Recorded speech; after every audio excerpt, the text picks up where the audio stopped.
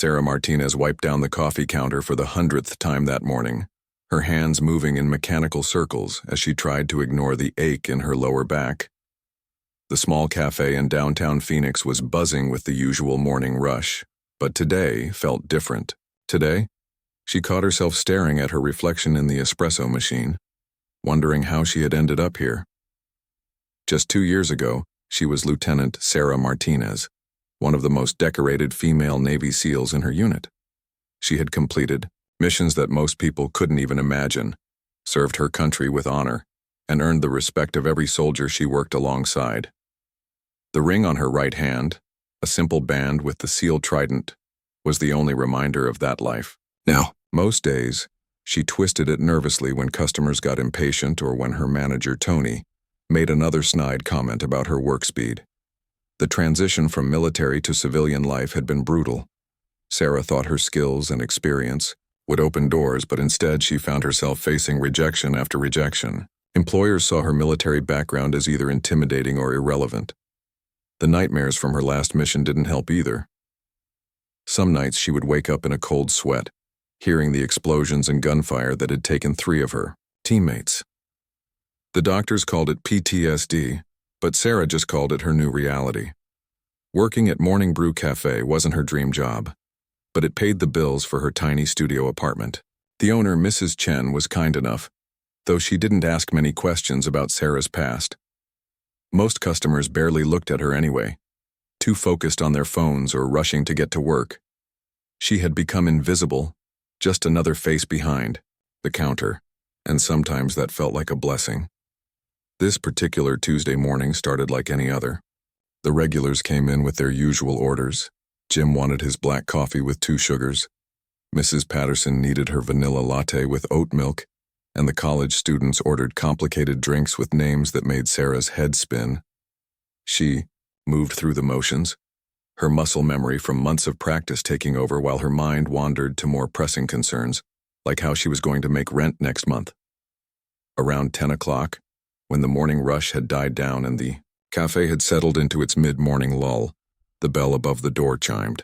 Sarah looked up from organizing the pastry display to see a man in his 60s walking in. He was tall, with silver hair and a straight posture that immediately caught her attention. There was something about the way he carried himself that reminded her of her commanding officers, confident, alert, and purposeful. The man wore a simple gray sweater and dark jeans, nothing fancy, but there was an unmistakable air of authority about him. He approached the counter with measured steps, his eyes scanning the menu board above Sarah's head. When he looked at her, she noticed his eyes were sharp and intelligent, the kind that seemed to take in everything at once. "Good morning," he said, his voice carrying the slight rasp of someone who had spent years giving orders. "I'll have a black coffee medium and one of those blueberry muffins." Sarah nodded and turned to prepare his order. As she worked, she could feel him watching, her not in a creepy way, but with a kind of professional interest that made her slightly uncomfortable. She had learned to read people during her military service, and this man was definitely studying her movements, her efficiency, her attention to detail. When she handed him his coffee and muffin, their fingers briefly touched as he took the cup. That's when his eyes fell on her ring. Sarah saw his expression change instantly. His eyebrows raised slightly, and he looked from the ring to her face with new interest. She quickly pulled her hand back and turned to wipe down the counter again, hoping he hadn't noticed anything unusual. But the man didn't move away from the counter. Instead, he stood there for a moment, sipping his coffee thoughtfully. Sarah could feel his gaze on her, and it made her nervous in a way that reminded her of being evaluated by superior officers. She kept her head down, focusing on cleaning, tasks that didn't really need doing. "Excuse me," he said finally, his voice gentle but commanding enough that Sarah had no choice but to look up. "That's an interesting ring you're wearing." Sarah's hand instinctively moved to cover the SEAL trident ring, her heart rate picking up. She had learned to be careful about who knew about her military background. Some people reacted with suspicion, others with inappropriate curiosity, and a few with outright disbelief that a woman could have served in such a capacity. "It's nothing special," she said quietly, hoping he would drop the subject and move on to find a table. The man studied her face for another moment, then nodded slowly. My mistake, he said, but there was something in his tone that suggested he wasn't convinced by her dismissal. He took his muffin and coffee and walked to a corner table, where he sat facing the counter. For the next hour, Sarah was acutely aware of his presence. Every time she glanced in his direction, he seemed to be watching her work, taking note of how she handled the rush of customers who came in for their mid-morning coffee fix. She served each person with practiced efficiency, her military training showing in the way she organized her workspace and moved with purpose and precision. The man ordered 2 more coffees during that time, each trip to the counter giving him another opportunity to observe her. Sarah began to feel like she was under some kind of evaluation, though she couldn't understand why a random customer would be so interested in a coffee shop worker. As the lunch rush began to pick up, bringing with it more demanding customers and complicated orders, Sarah found herself moving with the kind of calm efficiency that had served her well in high-pressure military situations. She handled multiple orders simultaneously, kept her workspace organized, and managed to keep everyone happy despite being the only person working the front counter. The silver-haired man watched it all, occasionally making notes in a small notebook he had pulled from his pocket. Sarah tried to ignore him, but his presence was becoming increasingly unsettling. She had spent too many years in situations where being observed meant being evaluated, and being evaluated often meant the difference between life and death. When her shift finally ended at 2 o'clock, Sarah was exhausted and rattled. She untied her apron, grabbed her purse from under the counter, and headed for the door, eager to get home to her quiet apartment where nobody would be studying her every move. But as she pushed open the cafe door, she heard footsteps behind her. She turned to see the silver-haired man following her outside, his expression serious but not unfriendly. Sarah's hand moved instinctively to her keychain, where she kept a small canister of pepper spray, her military instincts kicking in automatically. "Wait," he called out, raising his hands in a peaceful gesture. "I just want to talk to you for a minute. My name is Colonel James Mitchell, and I think we need to have a conversation about that ring of yours." Sarah froze on the sidewalk outside the cafe, her mind racing as she processed what the man had just said. Colonel James Mitchell. The title alone was enough to make her straighten her posture unconsciously, years of military conditioning taking over despite her civilian clothes and coffee-stained apron still clutched in her hands. She studied his face more carefully now, looking for the signs she had been trained to recognize. The way he stood with his feet slightly apart, ready to move in any direction. The way his eyes continuously scanned their surroundings while still maintaining eye contact with her. The small scar above his left eyebrow that suggested he had seen combat. This wasn't just any retired military officer. This was someone who had been in the field, someone who understood what that ring on her finger really meant. "I don't know what you're talking about," Sarah said. But even as the words left her mouth, she knew they sounded weak and unconvincing. Her training had taught her many things, but lying to a superior officer had never been one of her strengths. Colonel Mitchell smiled slightly, the kind of knowing expression that commanding officers got when they had caught a soldier in an obvious falsehood. "That's a Navy SEAL trident ring," he said quietly, stepping closer but maintaining a respectful distance. "I've seen enough of them to recognize the real thing. The question is, how did a SEAL end up serving coffee in downtown Phoenix?" The directness of his question hit Sarah like a physical blow. For months, she had been living in a world where nobody knew who she had been, where she could pretend that her past was just a bad dream and her current reality was all there was. Having someone recognize her for what she truly was felt both terrifying and oddly liberating. She looked around nervously, aware that they were standing on a busy street where anyone could overhear their conversation. The last thing she needed was for word to get back to Mrs. Chen that her quiet coffee shop employee had some kind of mysterious military background.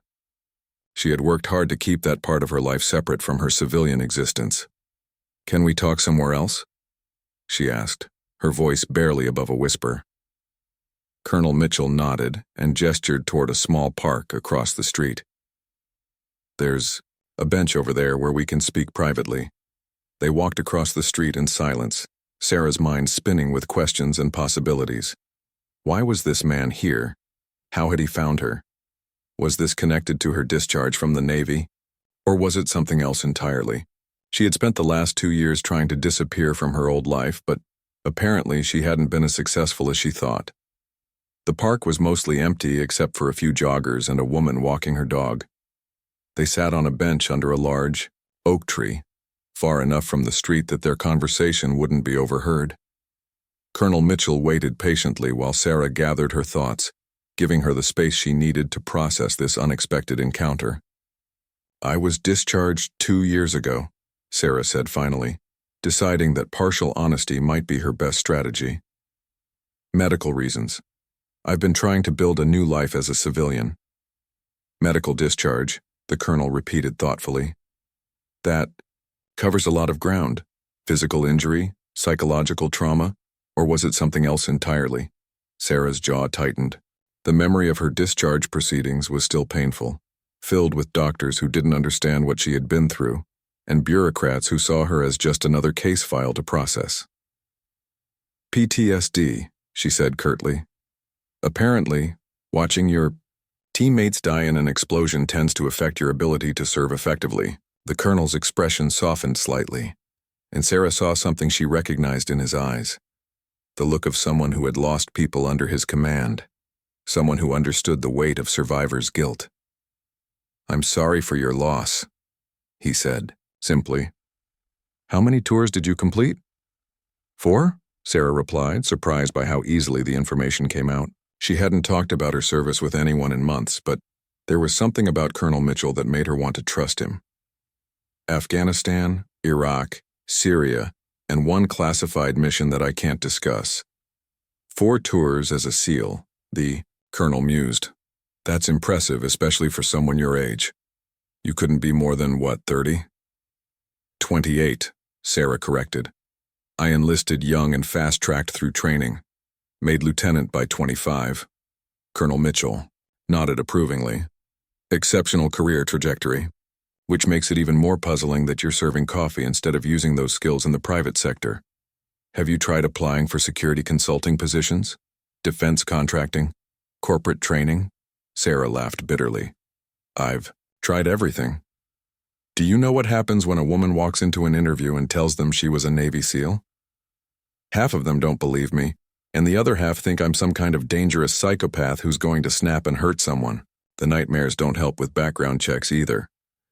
"The nightmares are treatable," the colonel said gently. "Have you been working with anyone on that?"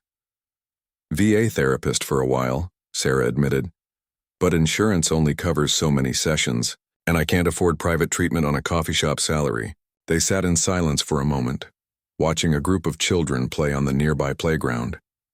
Sarah found herself relaxing slightly despite her initial wariness. There was something comforting about talking to someone who understood the military world, someone who didn't need her to explain the terminology or the culture. "Can I ask you something?" Sarah said eventually. "How did you find me? And why were you watching me all morning?" Colonel Mitchell reached into his jacket pocket and pulled out a business card, which he handed to her. The card was simple but elegant, with raised lettering that read Mitchell Security Solutions, Executive Protection and Corporate Training. Below that was his name, title, and contact information. "I wasn't looking for you specifically," he explained. "I was in the area for a meeting and stopped in for coffee. But when I saw how you moved, how you organized your workspace, how you handled pressure, I knew you had military training. Then I saw the ring, and everything clicked into place." Sarah studied the business card, turning it over in her hands. "Executive protection," she read aloud. "Like bodyguard work?" "Among other things," the colonel confirmed. "My company provides security services for high-profile clients, corporate executives, politicians, celebrities, foreign diplomats, people who need protection but want it to be discreet and professional." The implication was clear. Even though he hadn't stated it directly, Sarah looked up from the card to meet his eyes. "Are you offering me a job?" "I'm offering you an opportunity to use your skills for something more meaningful than making lattes," he said. "The pay is significantly better than what you're making at the cafe, and we provide comprehensive healthcare benefits including mental health support. But before we go any further, I need to know, Are you ready to get back into this world? Because what I do requires the same level of commitment and professionalism that you showed as a SEAL. Sarah's heart was pounding. The offer was tempting, more tempting than she wanted to admit, but it also terrified her. She had spent 2 years running from her past, trying to convince herself that she was happy with her quiet, anonymous life. The thought of returning to a world where her skills mattered, where she could make a real difference again, was both exhilarating and frightening. I need time to think about it, she said finally. Colonel Mitchell stood up from the bench and straightened his jacket. Of course. Take all the time you need. But Sarah... He paused and looked directly at her. Don't let fear keep you from becoming who you're meant to be. The world needs people like you. People who understand what it means to serve something bigger than themselves. He turned to walk away, then stopped and looked back over his shoulder. Oh, and Sarah? You might want to consider whether serving coffee is really the best use of a mind that was trained to think strategically and solve complex problems under pressure. Some talents are too valuable to waste. Sarah walked home from the park in a daze, Colonel Mitchell's business card clutched tightly in her hand. Her small studio apartment had never felt more cramped than it did that afternoon as she paced back and forth across the worn carpet, her mind churning with possibilities and doubts. She had built her entire civilian life around the principle of staying invisible, staying safe, staying away from anything that reminded her of the world she had left behind. Now, in the span of one conversation, all of that careful construction was threatening to crumble. She sat on her second-hand couch and stared at the business card for the 100th time. Mitchell Security Solutions. Executive Protection. The words seemed to pulse with possibility, offering her a way back into a world where her skills mattered, where she could be more than just another faceless service worker trying to make ends meet. But they also represented everything she had been running from: the responsibility, the pressure, the constant awareness that someone's life might depend on her ability to make the right decision in a split second. The nightmares had been getting better lately. She hadn't woken up screaming in almost a month, and the flashbacks that used to hit her at random moments throughout the day had become less frequent. Working at the coffee shop had been therapeutic in its own way.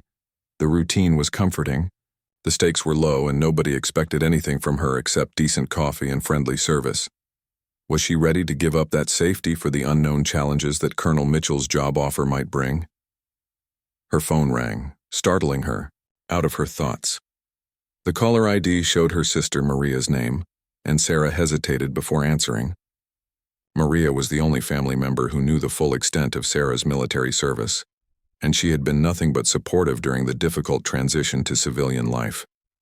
But she also had a way of cutting through Sarah's self-deception with uncomfortable honesty. "Hey, sis," Sarah said, trying to sound normal. "You sound weird," Maria said immediately.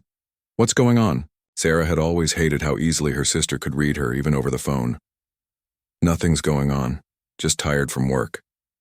"Sarah Martinez, I've known you for 28 years, and I know the difference between tired and freaked out." "Talk to me." Despite herself, Sarah found herself telling Maria about the encounter with Colonel Mitchell, about the job offer, about the terrifying possibility of returning to a world that had once defined her entire identity. Maria listened without interruption, occasionally making small sounds of encouragement or understanding. "So let me get this straight," Maria said when Sarah finished. "A retired colonel walks into your coffee shop, recognizes your skills even, though you're trying to hide them, and offers you a job that would pay you what you're actually worth instead of minimum wage plus tips. It's not that simple," Sarah protested. "This kind of work, it's dangerous, high stress. What if I can't handle it? What if the PTSD comes back worse than before? What if I freeze up when someone needs me to protect them? What if you don't?" Maria countered. "Sarah, I've watched you struggle for 2 years trying to convince yourself that you're happy making coffee. But I know you, and I know you're dying inside. You were born to do important work, to make a difference. Hiding behind a coffee counter isn't protecting you. It's killing you slowly." The words hit Sarah like a physical blow because she knew they were true. She had been telling herself that she was healing, that she was building a new life, but the truth was that she felt more lost and purposeless than she had ever felt, even in the darkest moments of her military service. That night, Sarah lay awake staring at the ceiling, her mind replaying every conversation she had had with Colonel Mitchell. She found herself analyzing his body language, his word choices, his approach to recruiting her. He hadn't pressured her or made unrealistic promises.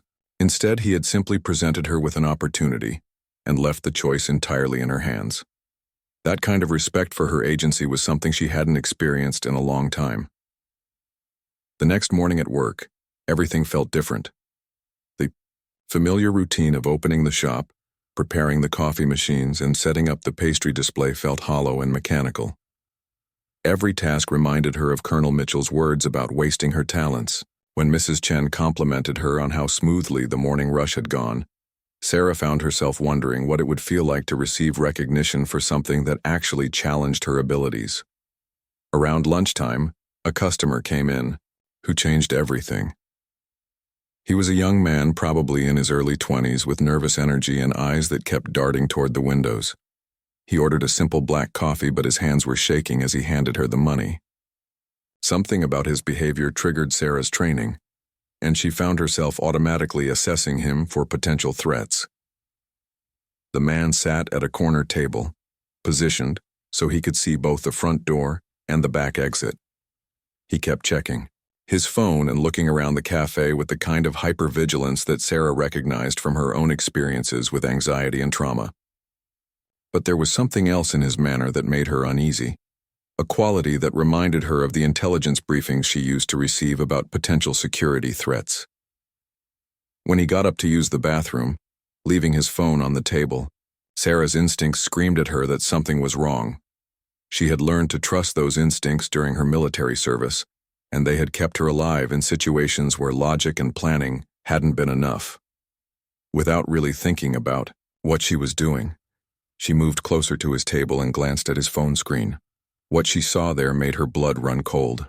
The phone displayed a map of the downtown area with several locations marked, including the federal building 3 blocks away, the courthouse, and what appeared to be a planned route between them.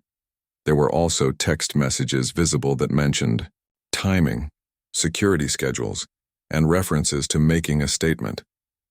Sarah's military training kicked in immediately. This wasn't just a nervous customer. This was someone planning something that could put innocent people in danger. She memorized as much information as she could in the few seconds before the man returned from the bathroom, her mind automatically cataloging details about his appearance, his behavior, and the information she had seen on his phone. When the man sat back down, Sarah noticed he was sweating despite the air conditioning, and his leg was bouncing nervously under the table. He made 2 more phone calls while she watched, speaking in code words that she recognized from her counterterrorism training. Whatever he was planning, it was happening soon. Sarah faced a choice that would define everything that came next. She could ignore what she had seen, tell herself it wasn't her problem anymore, and continue with her safe, anonymous life. Or she could act on her training and her instincts, knowing that doing so would mean stepping back into the world she had been trying to escape. The decision, when it came, was easier than she had expected. She couldn't stand by and do nothing while innocent people might be in danger. That wasn't who she was, and it wasn't who she had ever been. Some things were more important than her own comfort and security. She excused herself from the counter, telling her coworker that she needed to make a quick phone call, and stepped into the back office. With trembling fingers, she dialed the number on Colonel Mitchell's business card. "Mitchell Security," came the professional voice on the other end. "Colonel Mitchell, this is Sarah Martinez. We met yesterday at the coffee shop. I need to speak with you immediately about a potential security threat, and then I need to know if that job offer is still available." There was a brief pause. Then Colonel Mitchell's voice came back, sharp and focused. "I'm listening. Tell me everything." As Sarah began to describe what she had observed, she felt something she hadn't felt in 2 years. The clarity and purpose that came from using her skills to protect others. Whatever happened next, she knew there was no going back to the life she had been trying to build behind the coffee counter. Colonel Mitchell's response was immediate and decisive. Within minutes of Sarah's phone call, she found herself coordinating with federal agents while trying to maintain her cover as a coffee shop employee. The suspect, who she learned was named Derek Walsh, remained at his corner table, completely unaware that his planned attack had been discovered. "Stay exactly where you are and act normal," Colonel Mitchell had instructed her over the phone. "FBI is en route, but we need you to keep eyes on the target until they arrive. Can you handle that?" The question stirred something deep inside Sarah that had been dormant for 2 years.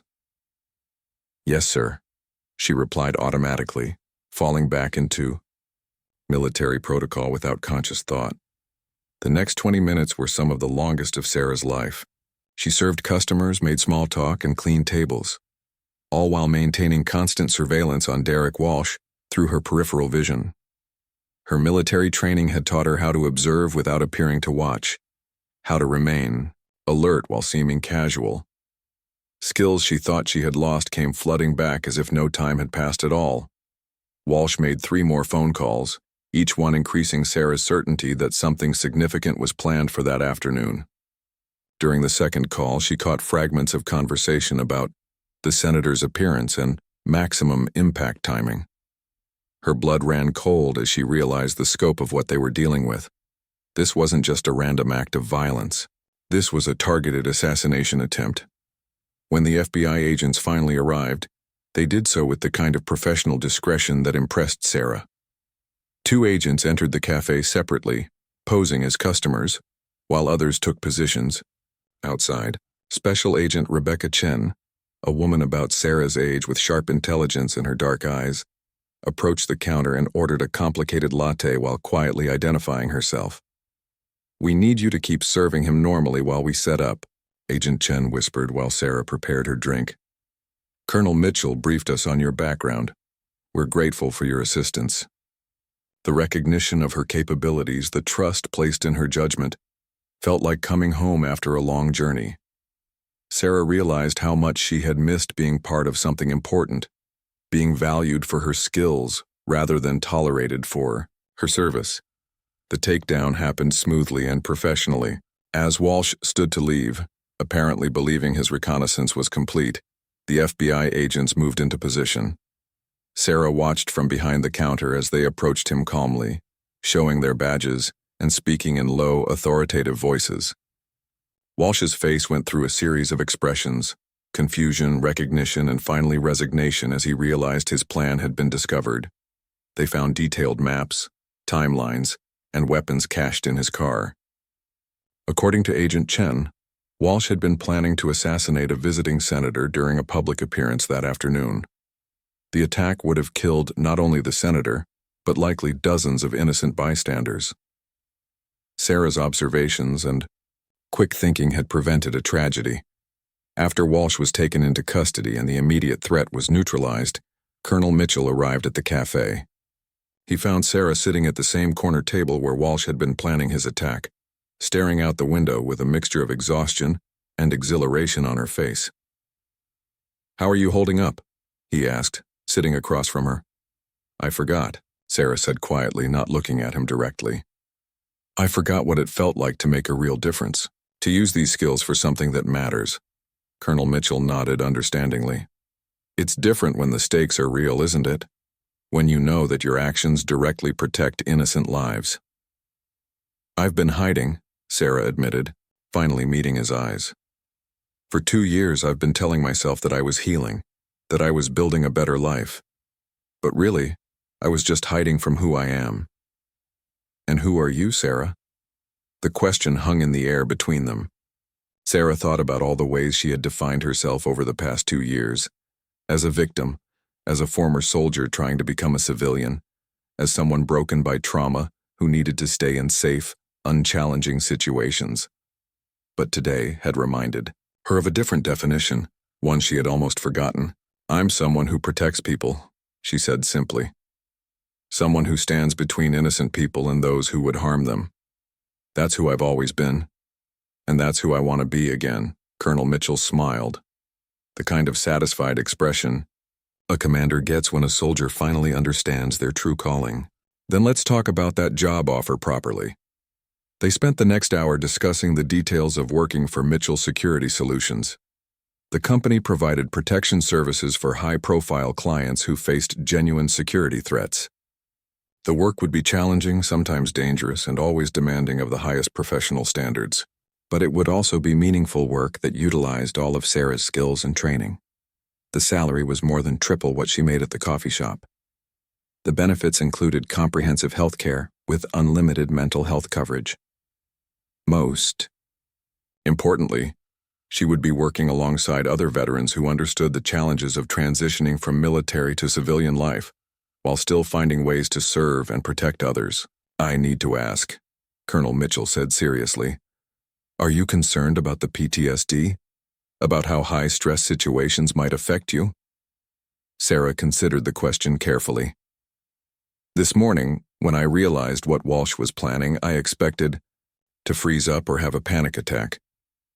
Instead, my training took over and I felt more clear-headed than I have in 2 years. I think maybe the problem wasn't the stress itself. It was the lack of purpose, the feeling that my skills didn't matter anymore. Trauma affects everyone differently," Colonel Mitchell acknowledged. "But in my experience, veterans often heal faster when they're doing work that gives them a sense of purpose and utilizes their strengths. We have excellent mental health support, and we understand that healing is an ongoing process."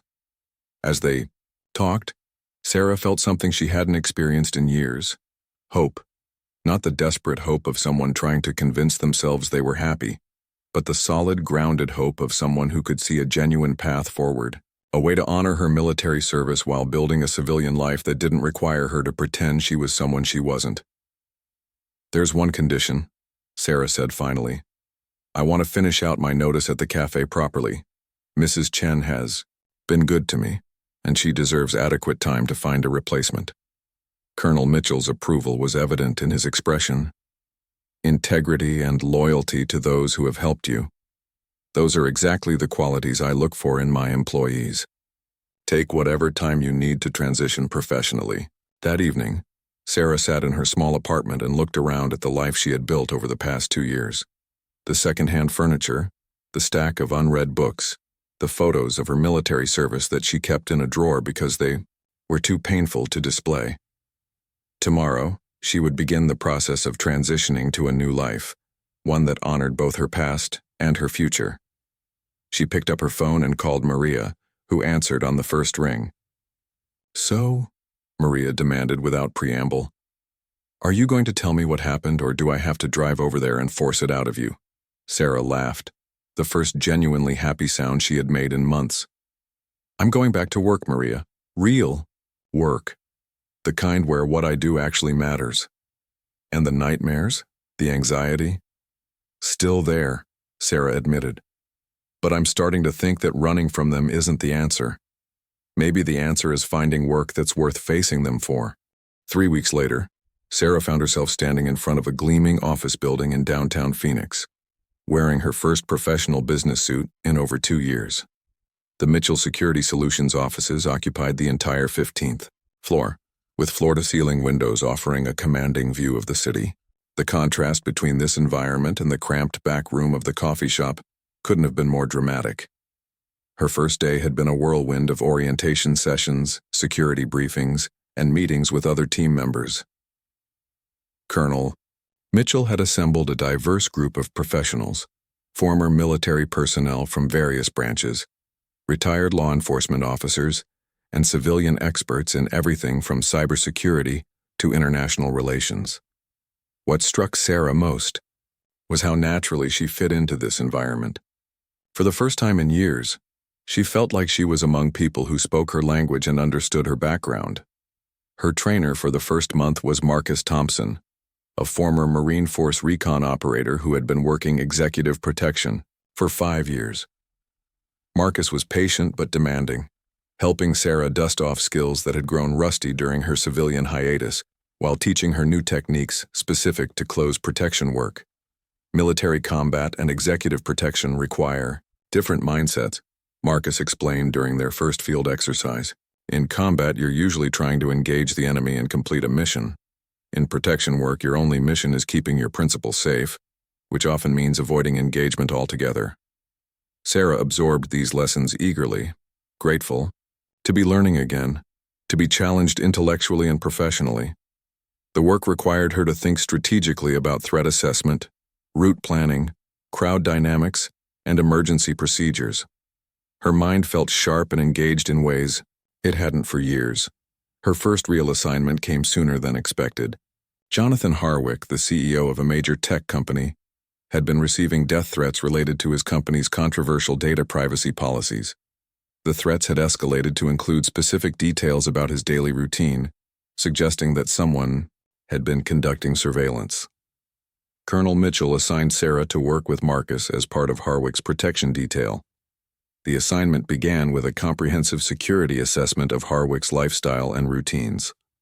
Sarah found herself studying his home, his office, his regular restaurants and gym, looking for vulnerabilities and potential threat vectors. It was complex, analytical work that engaged all of her strategic thinking abilities while drawing on her operational experience. Harwick himself was a challenging principal. He was brilliant but impatient, used to controlling every aspect of his environment, and initially resistant to the security protocols that Sarah and Marcus recommended. He complained about the inconvenience of varied routes, the restrictions on spontaneous activities, and the constant presence of protection personnel. "I understand your frustration, Mr. Harwick," Sarah said during a tense meeting about his security protocols. "But the person making these threats knows your current routines down to the minute. Our job is to make you unpredictable without significantly impacting your ability to function." Her calm professionalism and obvious expertise gradually earned Harwick's respect.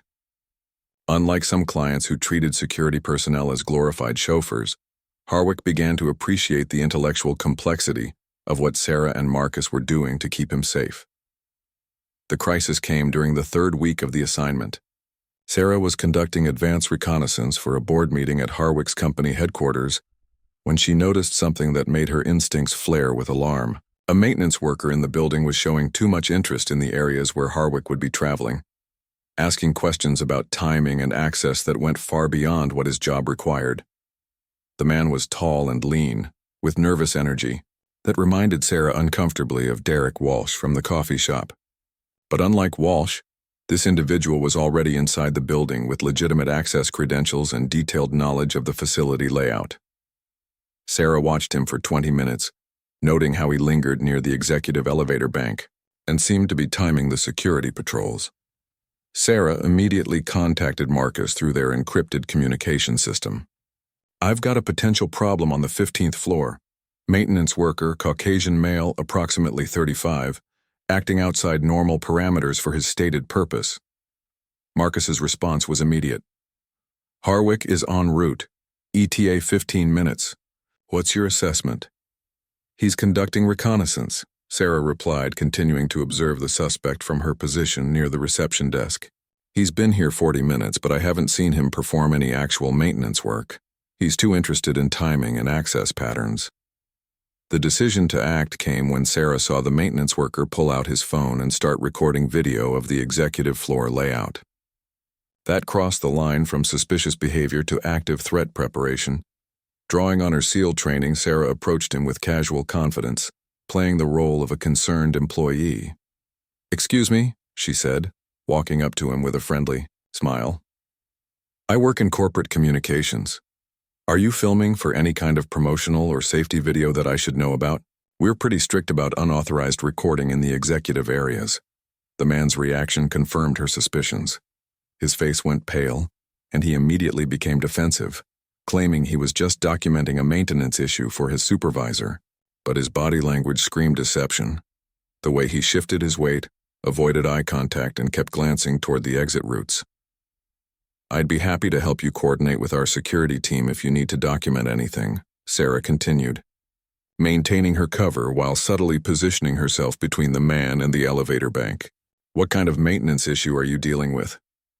His story fell apart under gentle questioning. He claimed to be working on HVAC issues but couldn't explain why he was on a floor that wasn't reporting any climate control problems. When Sarah asked to see his work order, he became increasingly agitated and started looking for ways to leave the area quickly. Sarah activated her emergency protocol, sending a coded signal to Marcus while continuing to engage the suspect in conversation.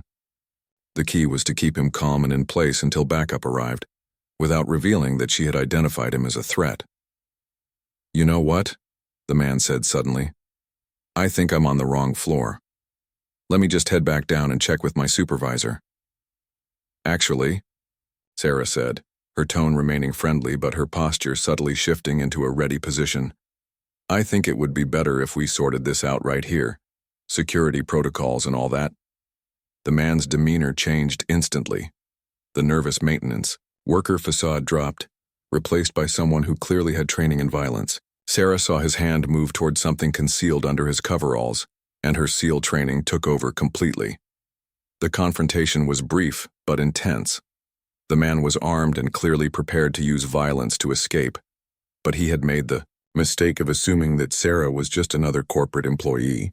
Her years of combat training, combined with the advantage of surprise, allowed her to neutralize the threat quickly and efficiently.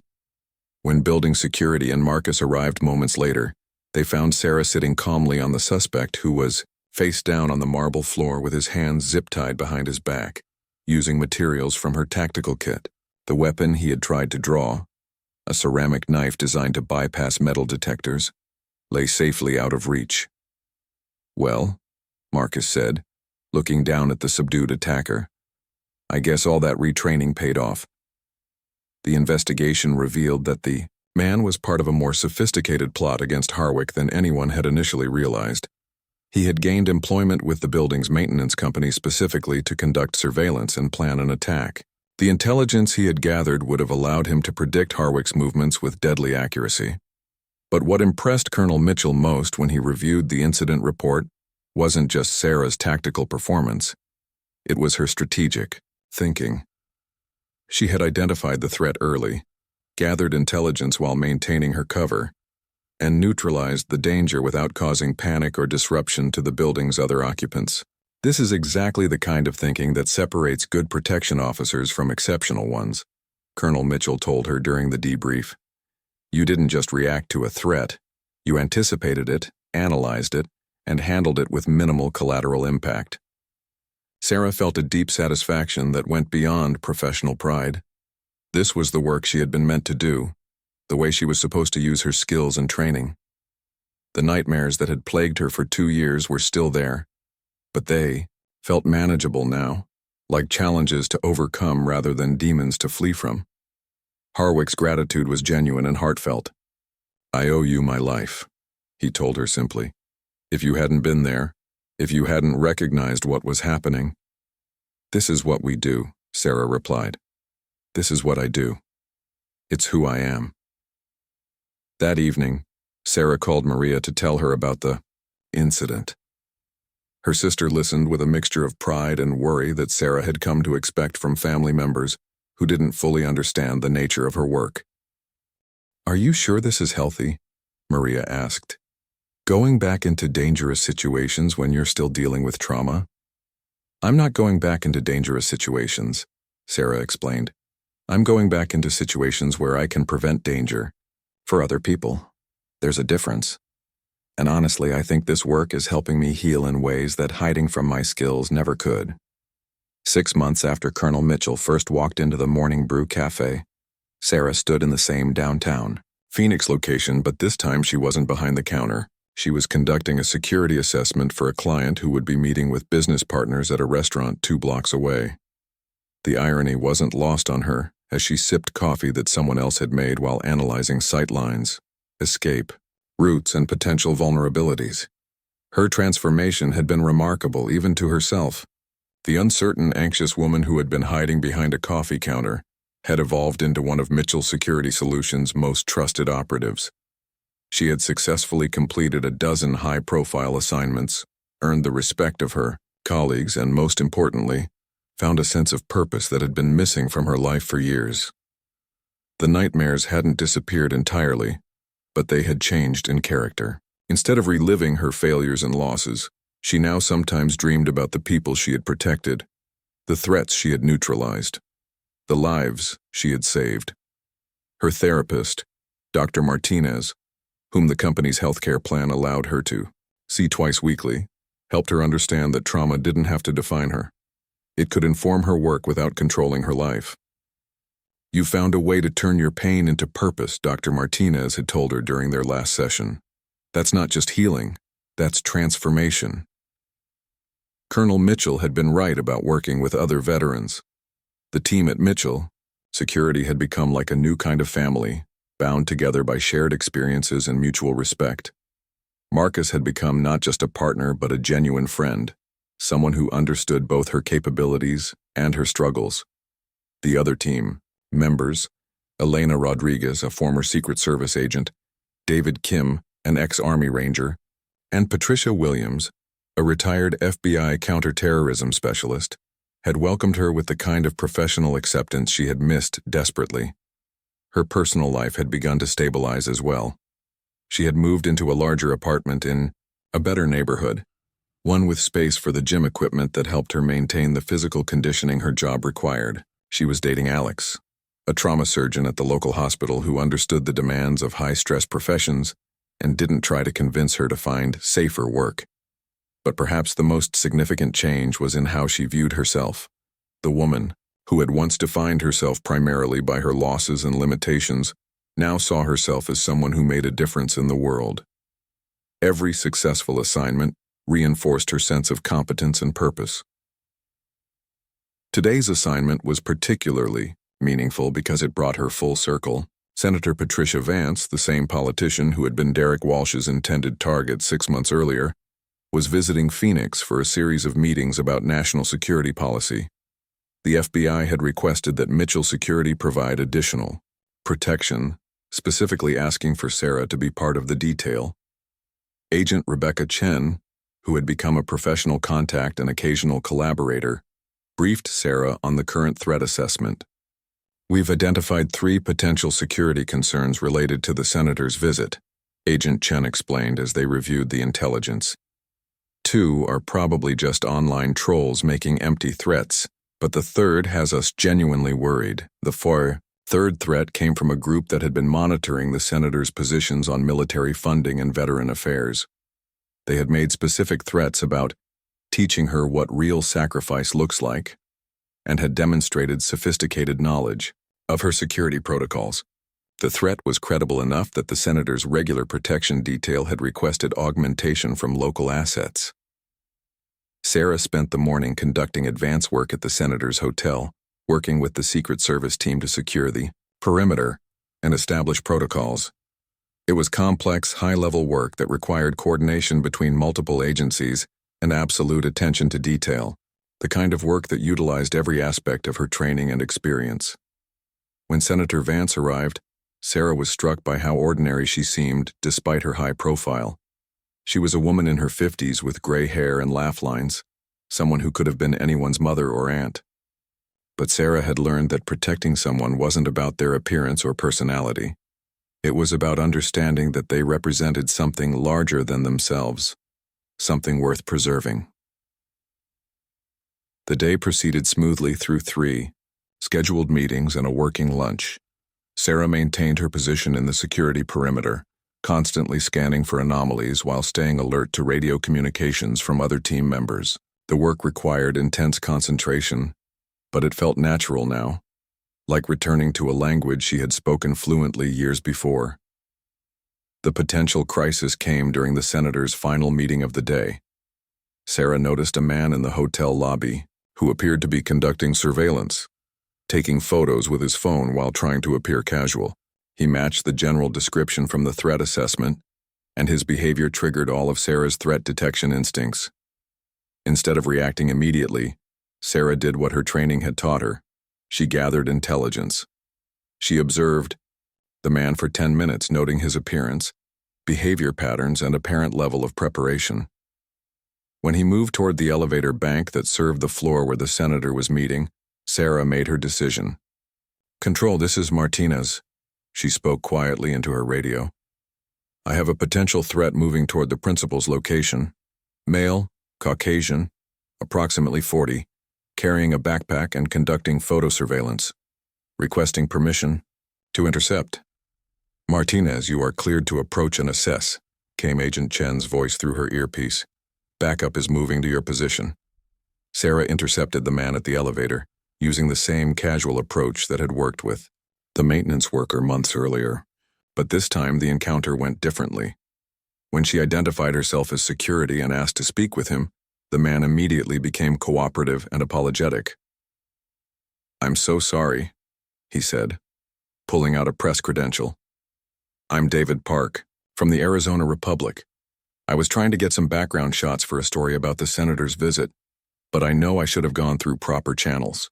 I didn't mean to cause any security concerns." A quick check confirmed his identity and credentials. He was exactly who he claimed to be, a legitimate journalist who had made an error in judgment rather than a genuine threat. Sarah handled the situation professionally, explaining the security protocols while ensuring that the senator's schedule remained undisrupted. "Good catch," Agent Chen told her later. "Better to investigate a false alarm than to miss a real threat. That's exactly the kind of vigilance we need." As the day ended and Senator Vance departed safely for her next destination, Sarah felt the familiar satisfaction of a mission completed successfully. But more than that, she felt a deep sense of gratitude for the path that had brought her to this point. She thought about the woman who had been hiding behind a coffee counter just 6 months ago, convinced that her best days were behind her, that her trauma had broken something essential in her character. That woman couldn't have imagined the life Sarah was living now. Challenging, meaningful work with people who respected her skills, a sense of purpose that gave weight to every day, and the knowledge that she was making a real difference in the world. Her phone buzzed with a text message from Mrs. Chen at the coffee shop. "Saw you on the news providing security for the senator. So proud of you, Sarah. You were meant for bigger things than making coffee." Sarah smiled as she typed back, "Thank you for giving me a safe place to heal when I needed it. That mattered more than you know." Later that evening, Sarah sat in her apartment looking at a framed photo from her SEAL graduation ceremony. For 2 years, that photo had been hidden in a drawer because it represented a past that felt too painful to acknowledge. Now it sat prominently on her mantel, not as a monument to what she had lost, but as a reminder of what she had always been.